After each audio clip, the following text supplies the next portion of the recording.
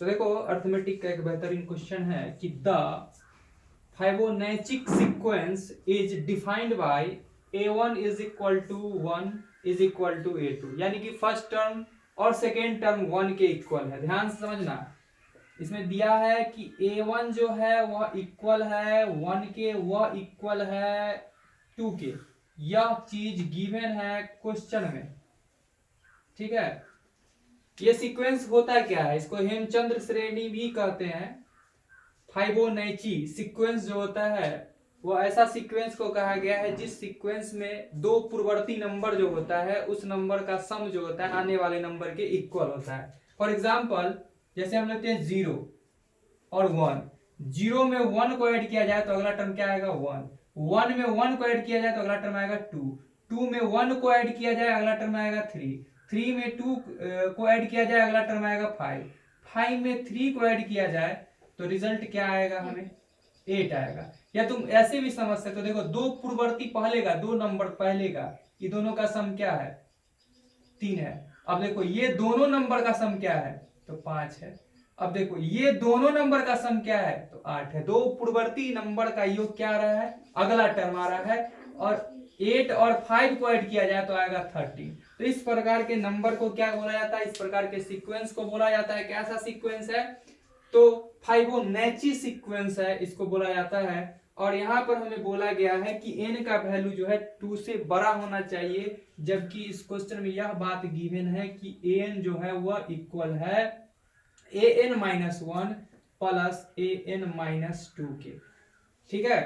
अगर हम बारी बारी से वैल्यू को पुट करें, 1 पुट करें, 2 पुट करें, 3 पुट करें, 4 पुट करें, 5 पुट करें, तो अलग अलग हमें वैल्यू मिलके आएगा। लेकिन क्वेश्चन में दिया है कि n इज ग्रेटर देन 2।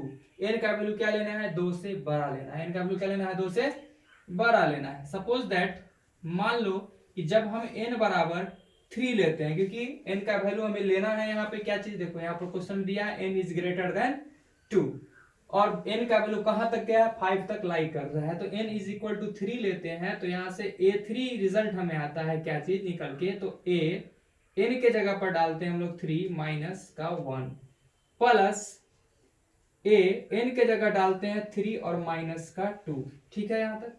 तो हमें इस प्रकार a3 रिजल्ट निकल के आता है a2 plus a1, a2 plus a1।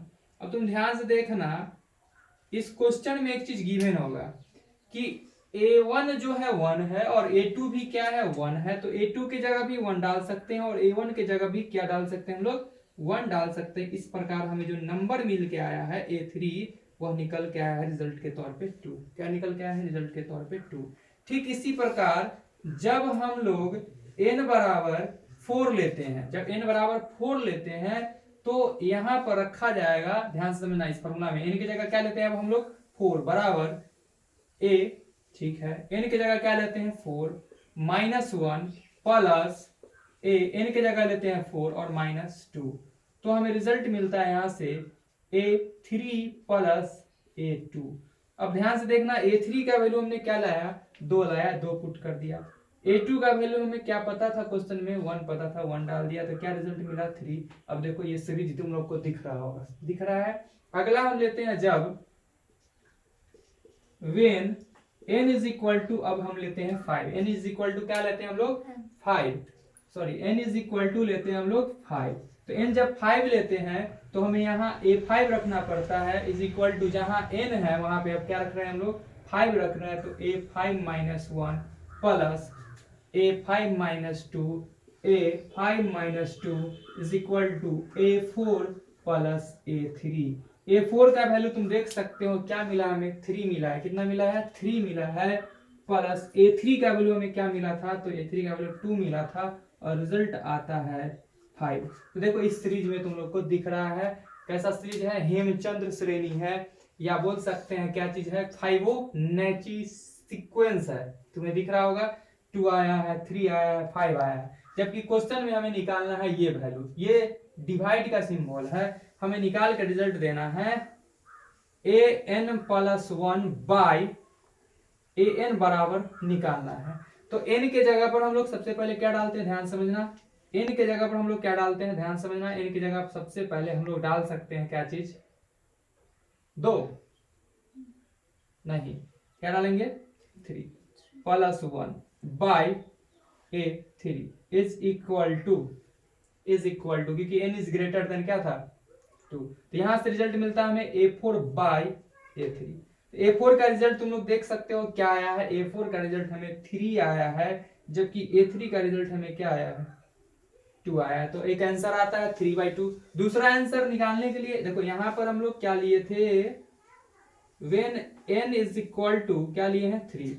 अब लेंगे हम लोग when n is equal to क्या लेंगे 4, क्या लेंगे 4। तो n इज इक्वल टू 4 लेंगे तो हमें क्या रिजल्ट निकल के आएगा, ध्यान से सुनना, n की जगह पर लेना है 4 प्लस 1 बाई A4, यानी कि निकल के आता है A5 बाई A4। तो A5 क्या मिला है हमें, देखो तो A5 क्या मिला है 5, क्या मिला है 5 बाई A4 क्या मिला हमें, A4 क्या मिला, ध्यान से देखो क्या मिला है 3 डाल दिए। ठीक है, जब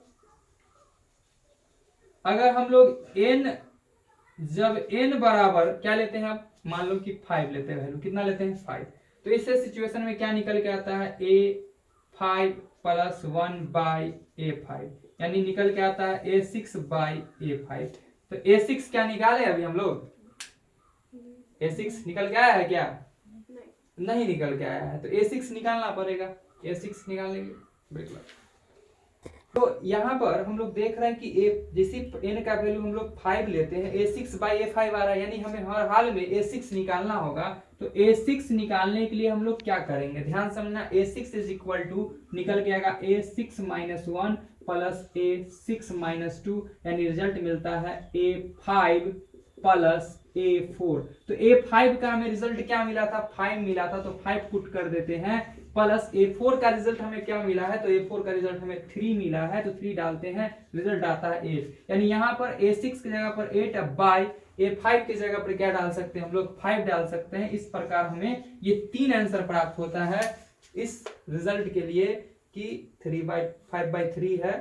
कहां से स्टार्ट किए थे हम लोग, यहाँ चलो 3/2 आंसर है, 5/3 आंसर है और 8/5 होगा इसका फाइनल आंसर। तो समझ में आ गया होगा फिबोनाची सीक्वेंस क्या होता है।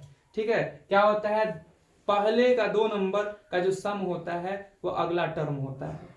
देख सकते हैं यहाँ पर हम लोग 0 में 1 जोड़ते हैं तो 1 आता है, 1 और 1 जोड़ करके 2 आ जाता है, 2 और 1 जोड़ के 3 आ जाता है, 3 और 2 जोड़ के 5 आता है, 5 और जो 8 करने पर 13 आता है, 13 और 8 जोड़ने पर 21 आएगा, फिर 21 में 13 जोड़ेंगे तो 34 आएगा। इस प्रकार आगे सीक्वेंस बढ़ता जाएगा। ठीक है, चलो इसको कर लो नोट।